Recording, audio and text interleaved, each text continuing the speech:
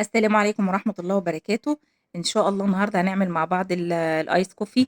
ده بنعمله في البيت عادي ما فيهوش أي مشكلة. لقيت ناس كده لو ما عندهاش المضرب بيأزموا الدنيا، لأ عادي. جيبي إزازة حاجة ساقعة، إزازة مَيّة معدنية صغيرة فاضية، هتنزلي الكيس النسكافيه بتاعِك والسكر حسب الرغبة زي ما أنتِ عاوزة، وبتحطي ندعة مَيّة صغيرة وبتبدئي إن أنتِ ترُجّيه. بُصّوا هو وصل معايا يعني أنا ما رجيتوش أوي كمان، ووصلت معايا إيه للمرحلة دي. بُصّوا، عمل الكريمة بتاعته هو وعمل الرغوة بتاعته وعادي ما فيهاش أي مشكلة.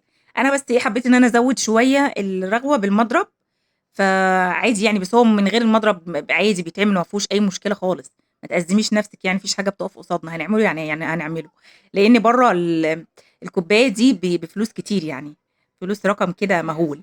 عندي هنا بقى جِبت الكوباية اللي أنا هاصُب فيها أو الكاس اللي هاصُب فيه، حطّيت طبعًا تلج بما إن هو ice coffee يعني، ونزلت باللبن بتاعي برضه ساقع.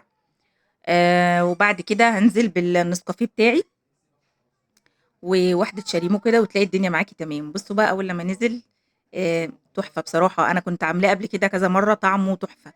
فلمّا يعني في ناس لقيتها بتأزِّم الموضوع بسبب المضرب، لأ عادي خالص أهو من غير أي مضرب، تحفة معاكِ والدنيا ماشية ما فيهاش أي مشكلة. بُصّوا كمان عندِك صوص كراميل أو صوص شوكولاتة، ما شاء الله يعني. الدنيا ماشية ما فيهاش أي مشكلة. هنا بقى حُطّي الشاليمو وابدئي بقى كده اشربي والدنيا تمام معاكِ، بما إن الجو حَر نار، طلع أهو زي الفل ما فيهوش أي مشكلة. ما تنسوناش باللايك والاشتراك في القناة وتفعيل زر الجرس، والسلام عليكم ورحمة الله وبركاته.